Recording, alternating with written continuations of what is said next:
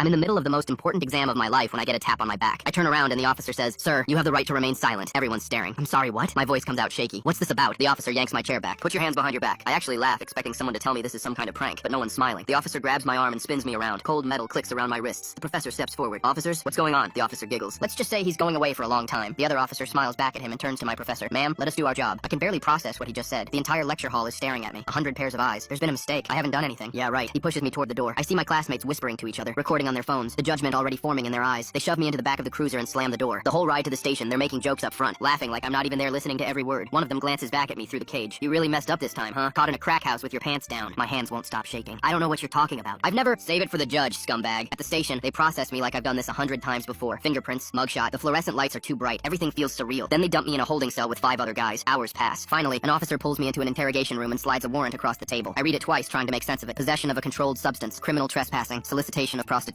The address listed is somewhere I've never even heard of. "This wasn't me," I say. He leans back in his chair and gives me this look like he's heard it 1,000 times. They all say that. "No, I'm serious. Check my record. I've never been arrested in my life." My voice is rising and I can't control it. "I go to school full-time. I'm a junior at State." He types something into his computer. I watch his expression change. He frowns. "Says here you were booked 6 weeks ago. Officer Martinez made the arrest." "I've never met Officer Martinez." The officer leans back and laughs. "That's funny because Officer Martinez obviously met you." He's looking at me like I'm an idiot. "Unless there's someone else out there who looks just like you." That's when it hits me. There is someone who can pass as me. The officer laughs harder. "Yeah, any pig in a farm could be mistaken for you." He stands up and heads toward the door. "You can make bail in the morning. Get some good sleep." I don't sleep at all. In the morning, I make bail. I drive straight to my mom's house and walk through the door. "Guess what Marcus did?" I say. My voice is shaking, but I'm trying to stay calm. She looks up from the couch. "What?" "I just spent the night in jail." I drop my keys on the counter. "Got arrested in the middle of class, in front of everyone." Her face goes pale, but she doesn't say anything. "They said I was caught high in some crack house with a prostitute 6 weeks ago. Gave them my name, my address, everything." I'm pacing now. Can't stand still. I could get kicked out of school for this. I could lose my financial aid, my scholarship. She sets down her coffee cup. Her hands are trembling slightly. "They're saying I missed 3 court dates, that there's a warrant out for my arrest, except none of it was me because I've been in class every single day." I run my hands through my hair. It had to be Marcus. That's when I see it. This look on her face. Not shock, not surprise. Something else entirely. My stomach twists. I stop pacing. Stare at her. "Did you know?" She won't look at me. "Mom, did you know about this?" Her voice cracks when she finally speaks. "He's already been arrested 5 times. He can go away for a long time this time." Tears start rolling down her face. "I didn't think you'd actually get arrested." My blood goes cold. "How long have you known?" "I've been getting mail for weeks." She's crying harder now. "Court summons, notices. I didn't know what to do." I feel like I can't breathe. "So you did nothing? You just let me walk around like everything was fine while I had a warrant out for my arrest?" "He's your brother," she whispers. "And I'm your son." My voice is louder than I intended. "I could end up with a criminal record, get kicked out of college, and you just let it happen." I can't even look at her. I grab my keys off the counter. "I'm bringing a photo of him to court," I say. My voice is ice cold. "I'm going to make sure they know exactly who did this." "Please don't," she begs. "He'll do real time." "You're his brother, please." I walk out without looking back. 2 weeks later, I'm in court. I approach the bench with a photo of Marcus on my phone. The judge calls Officer Martinez to the stand. "Is this the man you arrested 6 weeks ago?" I ask, showing him the photo. Officer Martinez looks at the photo and nods. "Yes, that's him." "And am I the man you arrested?" I gesture to myself. The officer looks at me for the first time, really looks at me, then shakes his head. "No, that's not the guy." The judge leans back and rubs his temples. He sighs. Case dismissed. I don't wait around. I head straight for the exit, but just as I expected, she catches up to me in the hallway. "I can't believe you went through with it." I stop walking. "You chose which son to protect. Now you won't have either."